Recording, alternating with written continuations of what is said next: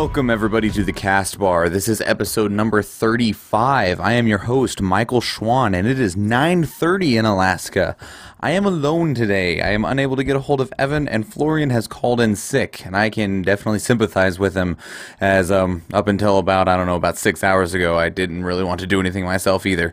Maybe more like 12. So how is everybody doing today? I am going to do my best to do this show as much as I can for you, since we didn't really have a plan for what happened if I didn't have my co-hosts. I'm not going to be doing a full show because things like a review with only one person really just kind of ends up me, telling you what I think about it and not really having any type of, counter thought to anything. I mean, I'll say it sucks because what we wanted to review this week and we'll be reviewing next week is Silver Shard Mines. And, well, I'm an Alliance player and I remember trying to do Silver Shard Mines for the Legendary Quest line in Miss Pandaria, and I thought it was terrible. Now, is it terrible? I don't think so, but Evan as a Horde player would probably be able to give me some light as to why it's not, and I'm sure with the faction imbalance when it comes to PvP right now, that it's probably not bad at all, but I definitely know and notice that those carts always get closer to the Horde side by the time the gates actually open. But it is not time to talk about Silver Shard Mines. It is time to talk a little bit of Warcraft with everyone that is listening with me today. I will try to be interesting all by myself. Hopefully you don't come to the show just to listen to Evan or Florian. If you do, then I'm sorry, and hopefully one of them will be back next week, because all we got's me right now. I didn't really do an intro for the show because I just wanted to cut it short because, well, the show's going to be short and you're short on host today. That being said, the things that I do want to talk about in the news is going to be things like the World Frist race, Christy Golden, which is a popular World of Warcraft artist, and the Warcraft movie at ComicCon, and we'll see if we do a closer look today. We're just going to fly by the seat of our pants as we go along this, so let's go ahead and get into the news.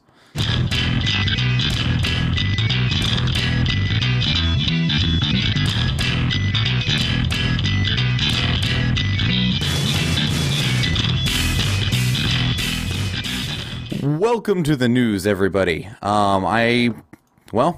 I guess we'll just go into it. So the first thing we have going on is the World Frist race. The World Frist race is still going. Nobody has been able to defeat Mythic Archimond up to this point. And it's really surprising, and we'll go into a little bit why. Currently we have Method, Paragon, and last week we mentioned that there's a Russian group that neither of us could figure out. I don't speak Russian. Apparently Russian's really easy to read if you know how to read it, because all of the sounds are kind of like English letters. They all have their easy to assemble sounds with them. Yeah, I don't know what those sounds are, but there's a Russian guild that is also at 12 of 13, and I'm looking at wowprogress.com right now, and when I built the show notes this morning, Midwinter was 11 of 13, but it now appears that they are 12 of 13. So your current front runners are Method, Paragon, some Russians, I'm really sorry that I can't say their name, and Midwinter, which is the only, oh no, there's another guild that plays. Why is it? Oh, it's an Alliance guild. The only U.S. guild in the top 9. There's Limit at U.S. guild on U.S. Illidan, who is at 10 of 13. So we have Paragon, Method, Russians, Midwinter at 12 of 13, all probably right now smashing their face against Mythic Archimond. And then at 11 of 13, we have From Scratch, Rapid Eye Movement, some Chinese, who I cannot read Chinese either, I apologize, and Envy. With that, we just go into a slew of people at 10 of 13 and past that 9 of 13. I had originally predicted that Mythic Archimond would not live through a second weekly, wait, is this even the second week? Yeah, it is the second week. A second realm restart, because after they restart, they get to kill all the bosses again. It gives them more loot, and they get more powerful. Apparently, Archimond is, quite the boss. That, through the last few days, he has been, well, not really a few days, last week or so, he has received several nerfs, not so much that are huge. Some damaging abilities have been tuned to deal less damage, but he's still not been brought down, and they only have, what, a little over 24 hours to try and bring him down before everything gets reset again, because Imperator Margok and Blackhand only lived through one Tuesday, one reset, except can anyone confirm whether Europe resets on Thursday, or because I remember something about, like, they don't even get to start till Thursday, and that's why it's a big deal with the US versus EU, even though EU almost always wins. Although, I mean, Midwinter is at 12 of 13 right now, so, you know, maybe they'll figure something out that Method can't. I wish them luck. But, I mean, he's been nerfed and he's still standing tall, so he must be really difficult. I know that Blizzard did say that they were going to have some new surprises in store for Mythic Archimon, because they don't always get to test everything. They get to test some things here and there. And, you know, it's just, he's still there, so power to him. It's really surprising just because of how well the guilds have been doing, and especially going into a raid when you, like, with a fresh raid, it's one thing. Like, when we went into Archimon, not Archimon, Highmaul with Imperator Margok, you're running off of, like, you know, whatever random mythics you can get from, like, if there's a quest that gives mythics, or, you know, your quest mythic upgrades, not mythic upgrades, epic upgrades, and, like, your heroic dungeon loot. So the gear disparity is much larger, because you don't have anything from the prior raid. Whereas, like, going from Mythic Highmaul to Mythic Blackrock Foundry, you have this, you know, powerful gear already given to you that might be a little bit more specialized to your spec, and so you're able to slam across it much quicker. And going especially from Blackrock into Hellfire Citadel, I expected it to go even faster, because then they had tier gear, because Hellfire Citadel is a whole new tier, which means it has a higher item level, but it's not that much higher than, of course, right when I go to record, my headset's going to die. When you go into the next tier, it may be a higher item level, but you still get a lot of power from the tier before, which makes a large difference, especially if there's any very powerful set bonuses. So, you know, if your set bonus gives you a plus additional 50% healing on, you know, whatever, or, you know, it's like it gives you an additional cooldown, you know, I don't remember if it's in Blackrock or in Hellfire Citadel, but I think one of them gave you, one of the tanking sets gave you a I don't die mechanic, kind of like the cloak did in Miss of Pandaria. The tanking cloak, first time you would die, you'd actually be healed for the amount of damage you'd die by, if I'm remembering that correctly. I could be completely wrong. So, you know, we'll just see where it goes from there, though. They got another week. If he starts living too long, though, I mean, maybe Blizzard will have to take a look at him. It kind of gives me a shout back to Wrath of the Lich King with Arthas. He wasn't actually down until they started buffing the players in the group. Now when you go in there, you get like a 40% damage boost to everything, but initially no one had brought him down in the first like 5 or 6 weeks when he'd been released, and no one had got to test him. No one knew anything about him. They went into him completely blind. Apparently he was just too strong, and after that 5% buff, I think it was Paragon actually that managed to bring down the World Frist Lich King. So power to them. I'm recording through something different right now. I'm recording through Audacity instead of the little programs we use, because I'm by myself. I can't really jump in a Skype call with myself. Might be able to, but I don't think it's really necessary. So my little transfer bumpers, it would take a lot of work for me to put them in here, and I don't want to do it. So there's your gong. The Warcraft movie was at ComicCon. Those of us on the outside didn't really get anything. They told us that the trailer that they showed at Comic-Con will be shown to the rest of the nation and the world come November. And this is one of the things that is really enticing about San Diego Comic-Con, but at the same time really frustrating. A whole bunch of companies and people and businesses and groups want to go to Comic-Con because it's like the biggest convention there is. But the problem is that they always make it real exclusive, so there's like a lot of really cool things that you can get and see at Comic-Con, but that are never anywhere else, and that's really frustrating for those of us. Well, I'm in Alaska. It's really expensive for me to fly to San Diego. In fact, it's really expensive for me to fly anywhere. So Comic-Con just isn't really an option. Same reason I haven't taken a vacation, because well, it's real expensive. But I guess we did see the trailer. They did outline, the people that were there did outline the trailer for us, because obviously no pictures were allowed, no recording was allowed. No means no. That being said, they did show off lots of props and pictures, some of which we got to see. If you go and look about, you will see a couple of the posters for the Warcraft movie. Right now, it's King Lane, who's like standing there like a baller, and he's got like sand drifting out of his hands. I'm not sure what the sand is for. And then I believe that is supposed to be Duratan, and that's the orc that's shown. And he kind of looks like he's surprised, like, "Holy crap! What is that? Are you taking a picture of me? How do you... Wait, I don't even know what a picture is. What are you doing? Do I need to smash you? I don't know." And there's just a peon standing there like, "Something you doing?" No, that was real bad. I can do better than that. Don't worry about it. Don't worry about my terrible voice acting. Work. That was better. Hey, give that back.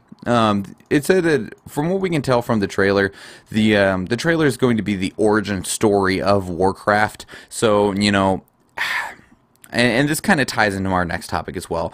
Basically, if you don't know, what happened was the orcs were kind of living synonymously with the Draenei, and they were, you know, hand in hand. Well, they weren't hand in hand. They weren't buddies at all. But they got along, and they traded a little bit, and then due to some bad juju influence from the demons, namely Kil'jaeden, who's been hunting the Draenei, because the Draenei are what he used to be, and he wants to kill them because they're... Anyway, bad things happen. They start running out of food on their planet, and so they have to figure out something to do. And they get approached by Gul'dan and says that, or Medivh, I don't remember. I think it's Medivh. I don't know. Maybe Medivh approached Gul'dan. Something like that. I don't know. Anyway. And he helped them build the dark portal. It must have been Medivh. Helped them build the dark portal, and that allows them into Azeroth, where, you know, the orcs are like, well, there's this new land, it has food, and it has these people to fight, and we haven't had anything to do because we slayed all the Draenei because, well, we're evil. And they're not evil anyway. So it seemed to be that story, because the outline they gave us was like the orcs are there and they're talking about how they're running out of food, and then they see Gul'dan and it's the dark portal, and they go through the dark portal and they invade Azeroth. And then it like shoots to the humans, and the humans are all like talking around like, "Oh my god, we're trapped like dogs. What do we do? We're gonna get, you know, slaughtered and massacred." And then, you know, King Lane's like, "If we work together, we can overcome these evil forces in the name of friendship."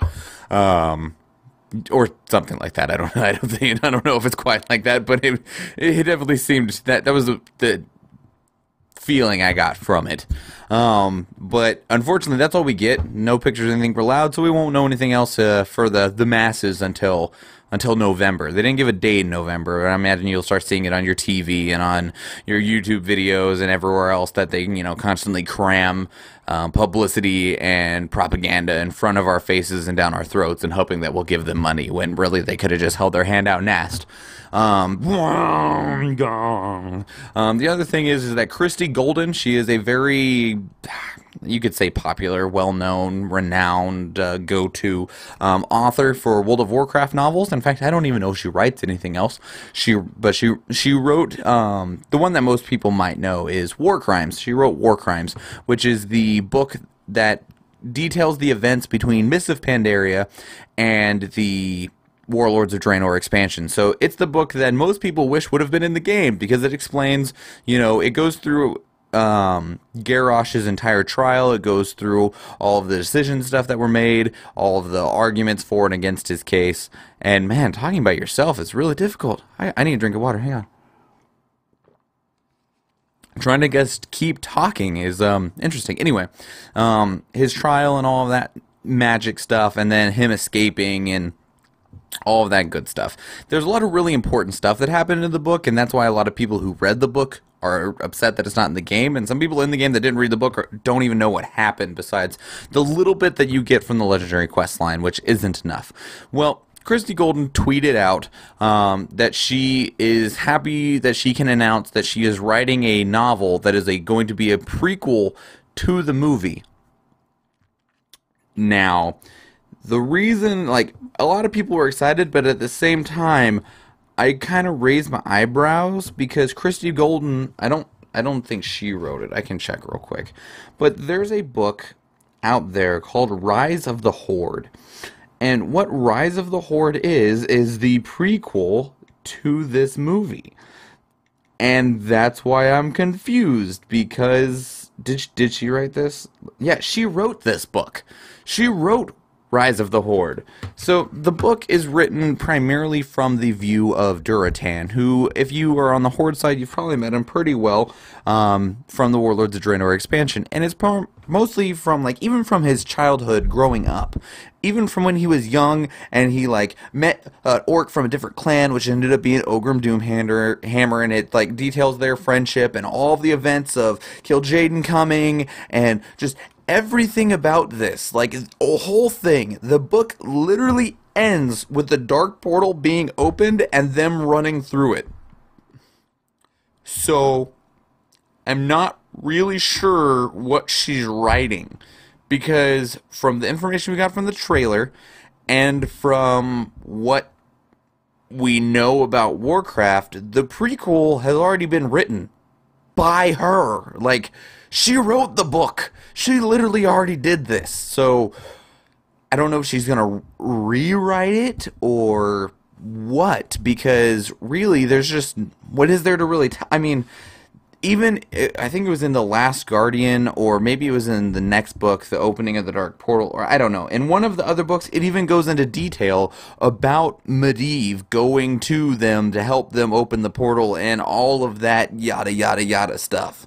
Like, this has all already been done. Like, all of it. This has all already been detailed out in exquisite amounts and levels and layers of detail. So why are we doing this again?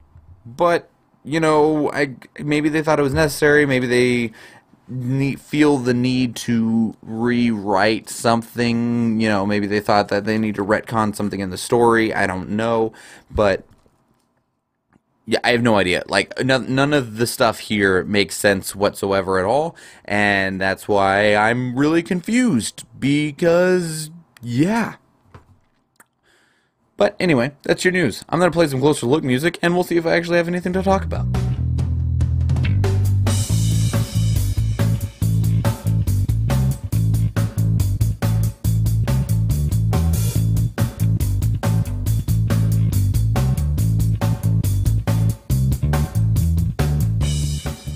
It's real interesting, the process I'm having to do to actually make these things play. And I should have taken a drink of water while I did that break. Oh well. Moving along. So the original thing that we wanted to talk about, since Mythic Archimond is still alive, is we were going to talk about the end bosses and the final raids of the expansion, which we found out that Hellfire Citadel is going to be the final raid, unless, you know, Blizzard decides to change their mind again. But I don't believe that is how things are going to happen. So, looking at what we have, I don't feel the need... No, whatever, I'm just going to do this closer look, and if I get off topic, then I can. So we want to talk about what makes a good end boss. Is it the story, is it the mechanics, the whole raid? And, you know, I really think that the biggest thing in the importance of a final boss is the story, because, like, I remember how big of a failure people thought Cataclysm was. And the reason that I think the biggest problem that Cataclysm had, and is because nobody really knew who Deathwing was. Nobody knew who he was at all. And I'm even a lore guy, and I even didn't know who he was when he popped out of the ground and blew everything up. And him as a final boss, we were just pretty underwhelmed the whole time. We were basically just stopping him because he was bad. Which isn't bad, but we didn't have any ties to it. Whereas, like, Garrosh, we had lots of reason to disagree with him. We had lots of reasons to not like him, and we'd been given plenty of visual reasons to go stop him. I mean, like, he blew up Theramore, he did horrible things to Alexstrasza, he did terrible things to a whole bunch of places, he blew up this place, he did this and this, and he killed these people, and he blew up the Vale, which people on both sides of the faction were real attached to, because it was real purty, I guess I'm told. I don't know, I never got to see it. I took a break, and when I came back, that was blown up, and my break was in the middle of Cataclysm. Anyway, moving on. So, Garrosh was a good end boss because we had a reason to not like him. So I think that's what makes it most important, is the story. Illidan, I don't know if we can really consider Sunwell the final boss. I know it technically was the final raid of Burning Crusade, but I feel like more people feel like Black Temple is.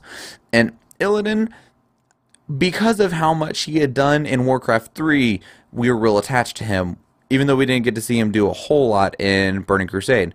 And Arthas is kind of the same way. Take a moment and just think about all of the things, if you know, that Arthas did. He did a bunch of bad stuff. He did a bunch of real bad stuff. He's like one of the best, he has one of the best stories ever. Well, in my opinion. So with his story being the way it is, we had a lot of reason, a lot of drive to go stop him. And I feel like Archimonde kind of falls flat because Gul'dan hasn't really done anything that bad. Not really. I mean, it's Gul'dan, so we're just kind of like, yeah, maybe we should get rid of him. You know, we knew he used to do bad things, but yeah, I guess we'll go stop him. But we don't even get to stop Gul'dan. I mean, Gul'dan just kind of stands there while you fight Archimonde, and then when you defeat Archimonde, Archimonde's like, Gul'dan, you had a pact. Go into the Twisting Nether with me. Or you made a pact, whatever. And so Archimonde feels really weak in terms of a final boss. He kind of feels like a Deathwing. And, like, we know who Archimonde is. We know he's a bad guy. But, really, Archimonde never really did anything. Like, even when he was here, like, in Warcraft 3, the most he did was, like... No, he didn't even kill Cenarius. So, he's done, like, in terms of, like, emotional ties to want to stop him, we don't really care. Like... Oh, it's another big bad guy. Well, I just killed 12 of these previously, so why not? What's number 13? Sure. Picks up axe, swings axe. Apparently we can't kill him on Mythic yet, but meh. They'll get there. I probably will never kill him on Mythic. I've still not even killed Garrosh on Mythic, and I probably could do that if I found a group to just go back and do it. You know, now that we're level 100 compared to 90 and sitting at item level 670 and just smashing everything because, well, that's what you do as soon as you get raid gear in Warcraft. You just become one of the most overpowered things on the planet. But looking at this, the guys wanted to talk about bonus dungeons. You know, so think of like the Ice Crown dungeons. What were those? I can't remember the first one, but then there was like the Pit of Sauron and the Halls of Reflection. What was the first one? I don't remember what the first one was. Anyway. And then, like, in Cataclysm, we had the bonus dungeons of the End Time raid. So there was, like, Well of Eternity, something else. And there was that middle one that I don't remember. And then End Time, which is actually in the future, when everything's blown up and, you know, you go fight the leaders of the factions. And they're all, like, mind crazy because of Deathwing. Which confuses me because shouldn't they have just died with everyone else? What kept them alive? Do bonus dungeons improve or hinder end raids? And I think they make them stronger because that makes the end raid so much larger. It makes it so much more powerful, and it gives you so much more context into that. It's a good place to add more feeling into the raid. So I think bonus dungeons are definitely very important. I'm sad that the guys aren't here to tell you if I'm right or wrong. So I'm just going to assume I'm right because I can. So I would like to see more bonus dungeons. I think, though, that Blizzard is kind of having a problem with figuring out what to do with dungeons. And I think Mythic Dungeons was a good answer. But the thing is, though, like right now, Mythic Dungeons was a good answer because it kind of happened in the middle. So it kind of was like a middle ground thing of like, let's breathe life back into dungeons. But are they going to do Mythic Dungeons at the beginning of the next expansion? Because if so, the Mythic Dungeons will have gear equivalent to the first raid, in which they'll just become completely unimportant and just ignored again as soon as that raid is over and the next raid comes out, because they'll probably be synonymous with that raid, kind of like how Mythic Dungeons are right now with Hellfire Citadel. You know, they can give item level 700, which is real high, real good. But if we ever went to a raid that was after Hellfire Citadel, they would be completely ignored. They wouldn't be important anymore, and people would just leave them behind because, well, bigger, better gear is that way. So if the next expansion, they do Mythic Dungeons at the beginning, then they'll just become real unimportant again. So I think maybe they have to wait to do them until, like, maybe the final raid. I don't know. I do think bonus dungeons, though, definitely help. If Blizzard is going to continue supporting dungeons, though, because we didn't get very many in Miss Pandaria or in Warlords of Draenor. So, I mean, that number just keeps going down. It's kind of hard to say at that point because they seem to really just not want to mess with them anymore. Maybe because they die? I mean, they die. They just get old and we move on, and then, you know, occasionally you might go back and do them if there's a cool transmog. But it also brings in the question of rewards, not just for dungeons, but actually for raids and end bosses and stuff like that. Whether there's mounts, toys, or legendaries or anything like that. Now, we can't really consider legendaries anymore because they kind of stopped doing the whole legendary off of a boss thing. They've moved to these welfare legendaries. And that just kind of kills the whole idea of I need to kill the end boss for a legendary. Because normally you get your legendary without killing the end boss, in which then you don't really care anymore. I mean, normally you get the legendary and then you get a quest now to go use the legendary to kill the end boss. And you're like, oh, okay, sure, why not? As for mounts, it doesn't matter anymore because it seems like, oh wait, no, High Imperator Margok didn't have a mount, but Blackhand did. He had the boar thing, right? And Archimonde has a mount, right? Does he have a mount? I don't know. I'll work my way to Wowhead while I talk. So, I mean, it used to be... No, they've pretty much always done the mount thing, so it doesn't really make a difference for endgame bosses, because that's just kind of it's kind of a thing that's just always been around now, right? Is just the boss just drops Mythic Archimonde. No, I don't need the achievement. Derp. Okay, give me another second. I'm failing at this. So, you can't really say that mounts make or break a end boss. I mean, it might help, but it's not really doing a whole lot. So, what else do you have? I mean, toys. I mean, one of the biggest things that I can think of, and it was more tied into a legendary quest line than it is the words and things, than the end boss. And that is Arthas with the Shadowmourne, and the big reward was if you assembled Shadowmourne and defeated the Lich King with it, you got the sealed chest. And inside the sealed chest was, you know, a mount, what all was in there? There was Liliana's music box, which was a cool toy. Jaina's locket, which teleported you to Dalaran. The Lightbringer tabard, which made you shiny and glow and stuff. There was the Iron Dwarf amulet or something like that, and it let you look like an Iron Dwarf. And then there was the Hellsteed, which was not Hellsteed. It was the red Death Knight mount, the Crimson Death Charger.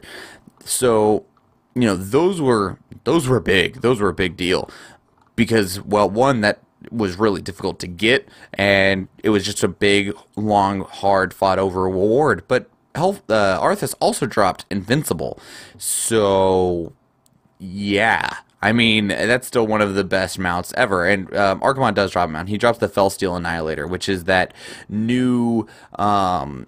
Incidentally, there's no pictures on Wowhead because, well, no one's killed him, so no one's got a Fellsteel Annihilator yet. It's the skinned-over Sky Golem that looks like the Iron Reaver, but it flows and flies around and stuff like the Iron Reaver does. Iron Reaver. I hope it doesn't fly around like that, like the Sky Golem does. So, I don't know. I don't know if it's so much... I don't think endgame bosses really are factored in by their reward. I think the appeal of endgame bosses is defeating the final boss. I feel like defeating Imperator Margok is just something we do, but nobody really cares about beating him. We want to defeat Blackhand because he's a massive peen, and unfortunately, I don't really care about defeating Archimonde because it's just a big bad guy that needs stopped. So I think that's where Warlords might actually start falling short. I think because you saw Grom so little in this raid. You barely got to see him. You got to see all of his lackeys and henchmen instead, and then he gets this redemption story, which seems so wrong. If they would have just pushed him as a super bad dude, like just super bad, just made him real evil and gross, and made him just, like, let us see him just, like, behead a Draenei child. You know, just be that kind of guy. If you do that, then we get a little bit more passionate about killing him, in which it makes the end raid and the end boss that much more satisfactory, whereas we've just kind of thrown up our hands and went, okay, I guess we'll go kill Archimonde. I mean, I think they really played on the nostalgia thing too hard, and I don't know, maybe they didn't want to upset people by forcing Grom to continue to be the bad guy, but I think it's still the wrong move. If I'm wrong, unfortunately, no one can tell me otherwise right now. So, I think that they really need to push the emotional factor for everybody in bosses and final raids, because really the story is why we play Warcraft, right? I mean, that's what makes it sometimes difficult for us to get into other MMOs, because we're not steeped in the story. A lot of us came here from Warcraft 3, and Warcraft 2, and Warcraft 1, and all of that, and that's what initially made this game as big as it was. And then because the story is just so good, that's what has kept it so big. That's what's kept it on top and being all amazing and stuff and things like it is. So, you know, I really hope that the next expansion, whatever it is, whether it's Eye of Ashara or the Dark Beyond or the Great Below or whatever it ends up being, I really hope that they give us a little bit more reason to care, because they didn't give us any reason to care in Warlords of Draenor. This is a completely different world, completely different timeline, completely different dimension. None of this affects our homes, really affects anyone we care about at all. I mean, they went really hardcore on the nostalgia thing, and while that was really cool, it didn't really hit me the same way that anything else did. It didn't hit me the same way as going through my Azeroth, my world, the world that I have been in for like 15 friggin' years. It didn't affect that at all. The only thing that ever changed in my Azeroth was there's a few extra chains in Upper Blackrock Spire, there's a few chains in a platform, and there's a weird random portal behind Stormwind. That's it. So, I mean, sure, the threat was there, but we don't get to see that threat. They never showed us what happens if someone from the Dark Portal makes it aside. I mean, you know, they said that they can't intertwine the realms because, like, you know, something bad will happen, but show us that. Show us that something bad will happen. Because while the questing and the story and everything for Warlords is great, I didn't care. I didn't care about any of it. I don't care now. I play WoW like once a week, and that's normally when I'm doing this show. I can't wait for the next expansion to come out, because I hope it brings us back to Azeroth. Because that's our home. That's what makes people care, is when you start attacking their home. So, I mean, even like Mists of Pandaria, maybe it was a new continent, but it was still on our same planet. And that's what matters, you know, is that it's ours. You know, being selfish and all that jazz is that's mine. And we got to see the bad things happen. We got to see, you know, the destruction of the Jade Forest. We got to see the Shah be created from our sin. We got to see Garrosh do bad things. We got to see the Thunder King do bad things. We have not gotten to see Grom or Archimonde or really even Gul'dan do bad things. In which I think that is why we don't care. And I think that's what Blizzard doesn't realize, is that we don't care. So they really need to push that whole caring thing next expansion in order for the big bad guy, the end boss, the final raid to really have the impact that it has before. I know we didn't like 1.5 years of Siege of Orgrimmar, but man, if that wasn't a good raid and you didn't continuously just want to do it. Maybe you got tired of it. I understand. I didn't get tired of it. I didn't get tired of going to kill Garrosh. Why? Because Garrosh is a scumbag. Big scumbag. I didn't do Dragon Soul. I was on hiatus at the time. But I can also understand why Blizzard had such a huge drop-off at that point. Because Blizzard and Deathwing were kind of in that same boat that Archimonde is now. Of that, why do I care? I mean, sure, Deathwing wrecked the world, but it didn't really show us anything. Like, it was like, oh man, Stormwind's park got blown up. Uh-oh. Oh, there we go. Stormwind's park got blown up, but you don't see that anyone got hurt, you know? You're like, that was real rude, guy. So, I can understand why people didn't like that. But if you look before that, we had so much reason to care. And, you know, maybe Outland wasn't exactly Azeroth, but it was at least still in the same time and dimension with things that we did know and we did care about. Lady Vosh, Kael'thas, Illidan, you know, it was, well, pure nostalgia, really, for people that played Warcraft 3, we knew all those people. And same with Wrath of Lich King, we knew all those people. We knew who Kael'thas was. We knew, I guess Ulduar we didn't know about, but Ulduar was so good that nobody cared. And it was epic enough that we were made to care. I mean, Yogg-Saron ended up being real bad, dude. Real bad. You know, old god. Heard those things that exist under the planet's surface are real bad.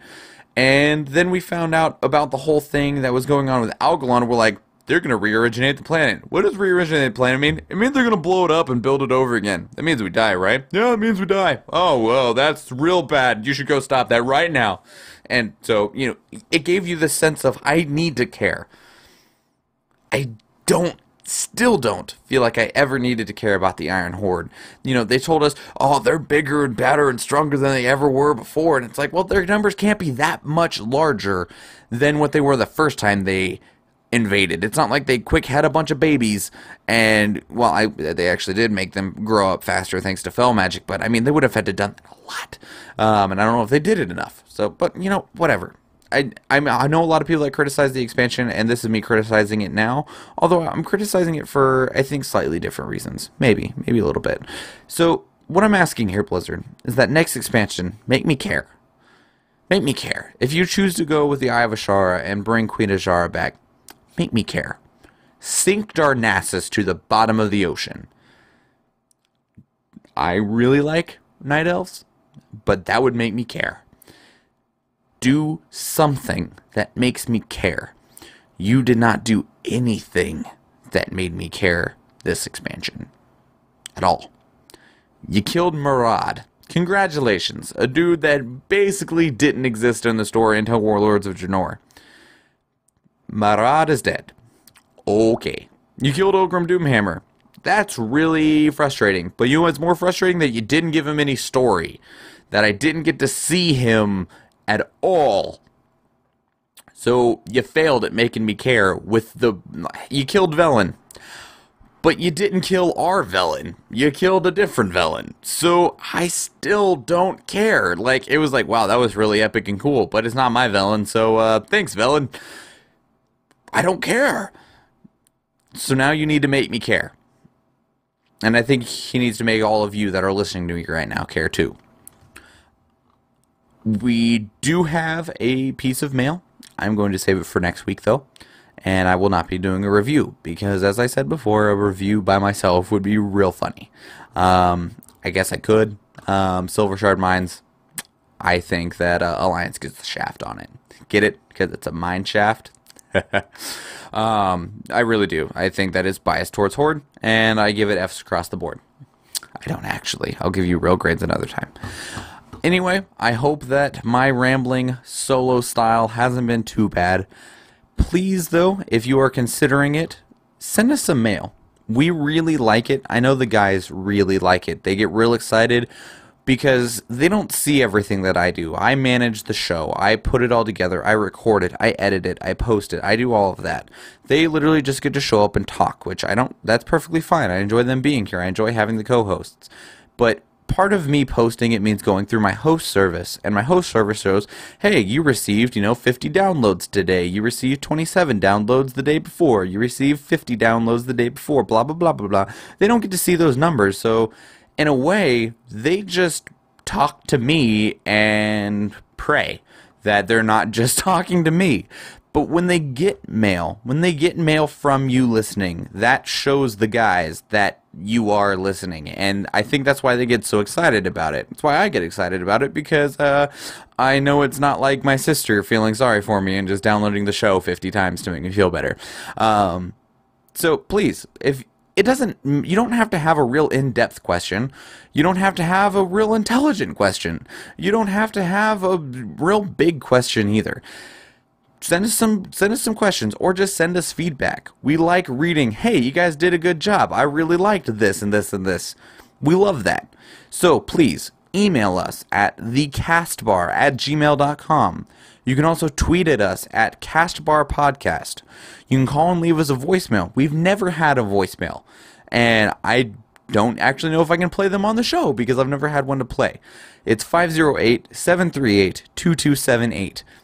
And if that's all still too complicated, go to our website, at www.thecastbar.com. At the top of the page, there are links to the different sections of the website. One says Contact Us. On that page, you can just put in your name and your question and click Send. You don't even need an email, and it'll send it straight to us. And we love feedback. We love mail. We love questions, and we would love to see more from you. I have a piece of mail here. I'll be saving it to next week so that the guys can see it and read it and enjoy it with me.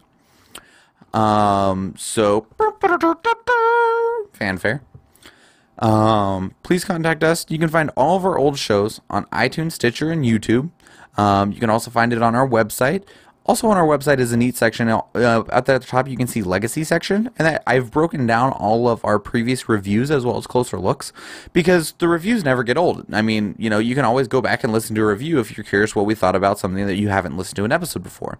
Same with a closer look. Like, we've talked about player housing, we've talked about closer looks are also where we normally do the dev interviews and stuff like that, as well as interviews that we've done with people. We have interviewed people that have been making their own World of Warcraft websites, and people that did just really neat stuff on the creative side. What are some of the closer look things we've done? Closer look at Blizzard Communication, closer look at Blizzard Podcasts. We talked about Time Walker before Time Walker Dungeons were around. Role-playing, mounts, legendaries, gold, Garrison resources. We've also reviewed things like Shattered Halls. That was last week, I think, 2 weeks ago. Shadowpan Monastery, Onyxia's Lair, the City of Orgrimmar, the Legendary Quest line. We've also reviewed things like the Death Knight class. That one will probably actually have to be redone, because I think we're going to redo the way we do class reviews. Something to think about for the future. One other thing that I want to tell you guys is that the music for our show, for the bumpers that I use, I got them all from Incomptech.com. They're all done by a gentleman named Kevin MacLeod. You can use his stuff for free, as long as you give him credit for it. So go to his website, check it out. There's a lot of cool music there. All the music I use is there. And other stuff, if you'd like to get a hold of me, my name is Michael Schwahn, Michaelschwahn,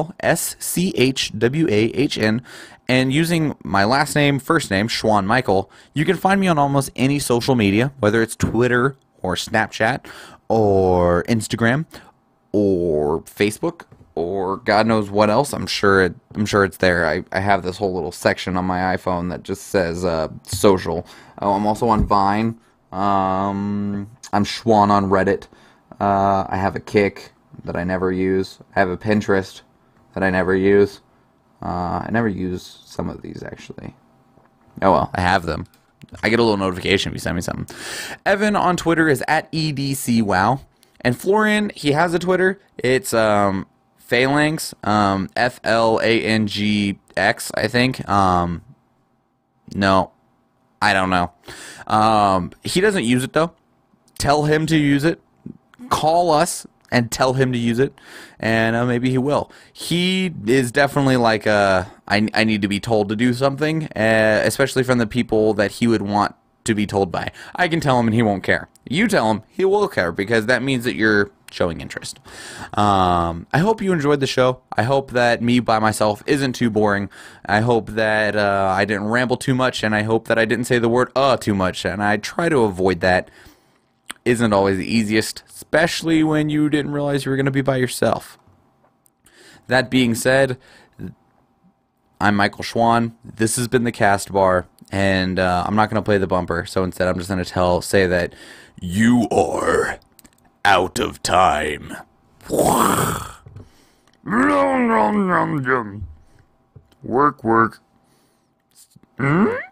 Something you doing? Me, not that kind of orc. Okay. More work? Off I go then. Hey. Work.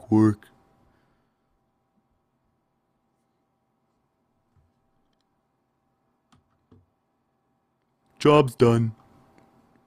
What else does he say? I don't remember. Couldn't get no one else to do it. King, I didn't vote for you. That's what happens if you click him too many times. I was trying to stretch it out to 45 minutes exactly if I could, but it won't stay at 45 minutes because I'm going to cut it down. Remove some silence, remove some silence, remove some noise. Anyway, guys, thanks for being here. Have a good night. Bye.